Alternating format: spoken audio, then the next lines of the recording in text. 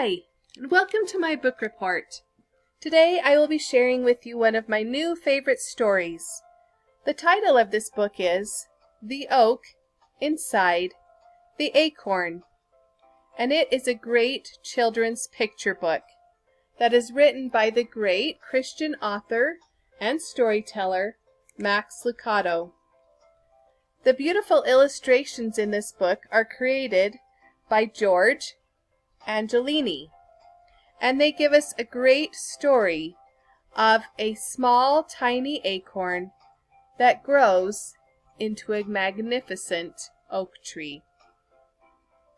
From the back cover, Little Acorn was afraid.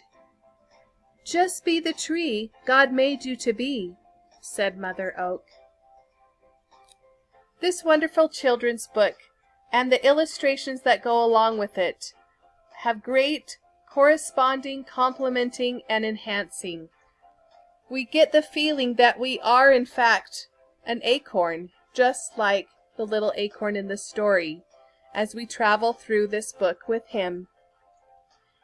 And the pictures show a great change that happens in him as he grows and becomes something different. And as I think that is one of the major themes of this book, I think it's important that the pictures show that and demonstrate that as well. The first part of the story is all focused around the little acorn and his adventures, and so it's very fitting that all of the illustrations also show him as the focus of the story. As the little acorn leaves the secure branches of his mother and falls into the back of a truck, he's transported to an orange grove, where he makes new friends and learns more about himself. This has a great appeal to children, as they are also learning and growing, having new adventures, and making new friends. The little orange tree, knowing what will happen to the acorn, tells him that he just needs to rest and grow and be patient. The story continues, and as is inevitable in life, change happens, and the little tree is transplanted from the orange grove to a new circumstanced situation near the house.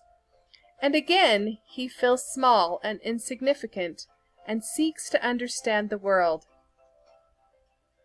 This is a great part of the story for children to relate to, as they too are growing and trying to understand the adult world that can seem big compared to what they are. But I love that all along the way in the story, little oak tree makes friends with the little orange tree, and near the house he makes friends with the flowers, that although they are smaller than him, they are aged and wise and teach him about himself. The themes of this story are very worthwhile. We get the themes of change, of growth, of being who you're supposed to be and not what somebody else is. And we find these all throughout the story as the little acorn grows into a big oak. But even though he is a great big oak, he's still looking for purpose. He still hasn't found exactly who his mother oak tree told him God wanted him to be, until one day he meets a girl. And this girl spends her time swinging in his branches. She spends her time building forts and tree houses in his great strong arms. And he grows to love the little girl, and she grows to love him. And I love that the illustrations at this part of the story change. I wanted to erase this part of the picture because that's kind of what the illustrator does during this part of the story.